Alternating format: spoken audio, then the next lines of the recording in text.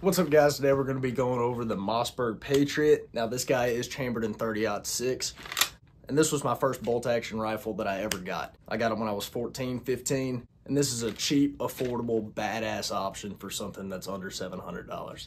I did get this guy back in about 2019 for $500, and that was with the Vortex combo on it. Now it did come with a 3x9 by 40 millimeter scope.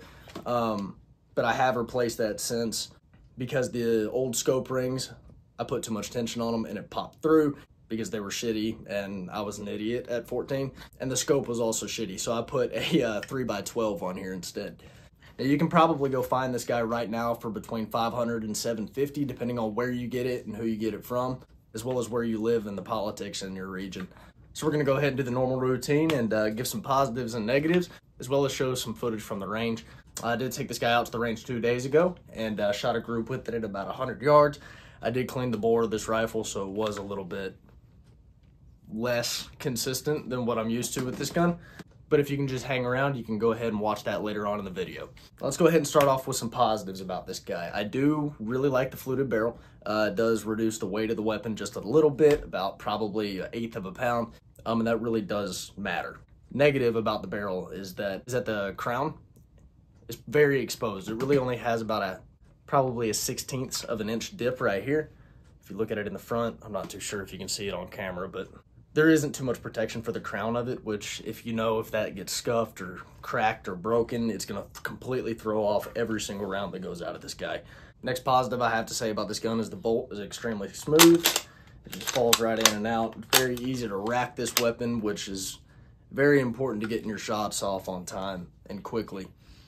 It is very easy to drop this bolt. There's a little lever on the left-hand side of the weapon right here, and you just press that button down, and the bolt comes on out the back. Now, the next thing I have to say is about this bolt. I do need to clean it because I did shoot it 2 days ago, and it's a little bit black, but I really like the design of this guy. It does allow for a little bit of a smoother transition with the bolt, but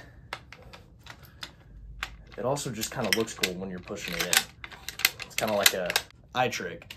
Alrighty, so let's go ahead and look at the safety of this guy. This one right here is going to be a push forward safety. So on safety right here, I'm going to double check I got nothing in it. That's some very important stuff. I'm going to slide this forward, and with the safety on, I'm not able to pull that double stage trigger.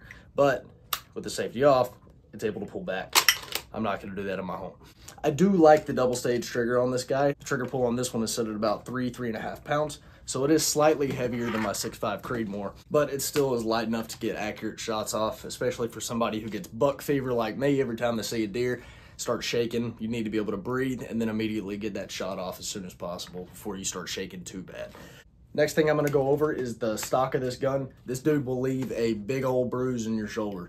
It is pretty soft, but compared to my 6.5 Creedmoor, it has way less padding, and it really is more like a traditional rifle in that way. Simply because older rifles did not have too good of butt pads, and they obviously did not spend too much money on that piece. But I do appreciate the wood as well as the design inside of the wood. Like especially on the handguard right here, it has a really nice texture to it, very nice design. You could totally wrap this in a gauze tape or a mesh tape and have an extra grip in the front. It does only have one sling mount up at the front, which I do always appreciate it when they have two, so then I could put a bipod as well as a sling mount on there. But there's also bipod you can mount here with a sling attachment on the bottom of them, so it's really not that big of a letdown.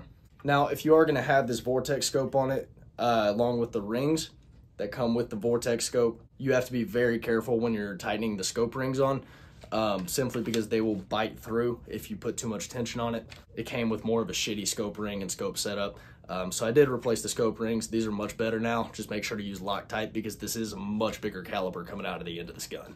Now, accuracy, I'm gonna go ahead and show you the range footage, and you can tell for yourself that it's fairly accurate. Again, the bedding of the rifling in the gun was not filled in because I had just cleaned it. And if you don't know what that means, the rifling of a barrel is gonna be the swirly part, basically. It makes a swirl as it goes down the barrel of the weapon. And it does that because if you think about an arrow, when an arrow flies straight, it flies straight because of the feathers on it. But we can't really put fins on a bullet, so you use centripetal force and centripetal motion to keep that bullet spinning and flying straight. So using that rifling that's keeping that bullet go straight, when that rifling is passed through by the bullet, that bullet is going to leave slight amounts of residue inside of the crevices of the rifling. And so with that, it's going to allow your gun to shoot more accurately after you put a couple hundred rounds through the rifle.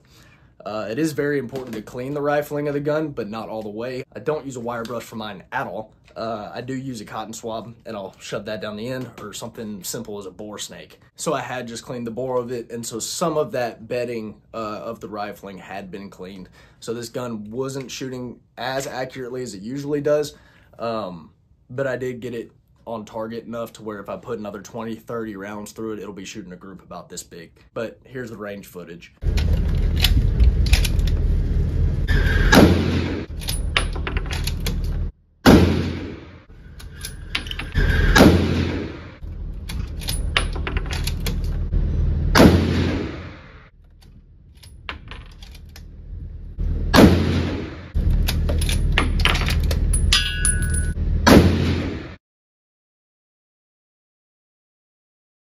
Now, after that range trip, I came home and I started asking myself different questions about this gun that could be throwing off the accuracy compared to my 6.5 Creedmoor, for example. Now, this guy does not have an aluminum chassis or an aluminum bedding underneath the barrel like the Savage does, but it does have a free-floated barrel, which is very helpful. Yet, the issue with a wood stock and a free-floated barrel is that with heating and cooling, it starts to look like that, where it's not so much free-floated anymore and it's touching on one side of the stock, which can throw you off by an inch or two. And it's quite frustrating, but it is tolerable, and I am able to deal with it and compensate for it just by slight little things like when I'm grabbing the end of it, kind of putting a right hand lean into the stock so it can kind of lift that barrel off the stock a little bit more. And this just helps with harmonics of the weapon, which I described in my last video, my review on my Savage 110 Tactical. Harmonics in a weapon are basically just, if you think about it like an orchestra, if the violin, the trombone, and whatever else come in at the same time or at their coordinated times, it sounds great, perfect. It works out the exact way you want it to. And the same thing is with a gun. When the barrel is free-floated and you pull that trigger, it's going to allow the barrel to move slightly and only have a point of tension right here at the back or really on the bedding. The less points of tension, the less points of touch and contact, the better shooting this rifle will go. Because if something gets in the way, it's just like the violin playing out of time. The whole song is going to be thrown completely off track. Now, you can fix that stock issue with steaming or just taking it to a gunsmith, but I refuse to have other people do my things for me, and I like figuring shit out myself. Now, I hope you guys enjoyed the video and the review on this great rifle, and if you'd like to see more, go ahead and leave a comment for what you'd like to see next, and like and subscribe while you're there. And guys, until next time, stay strapped and stay safe.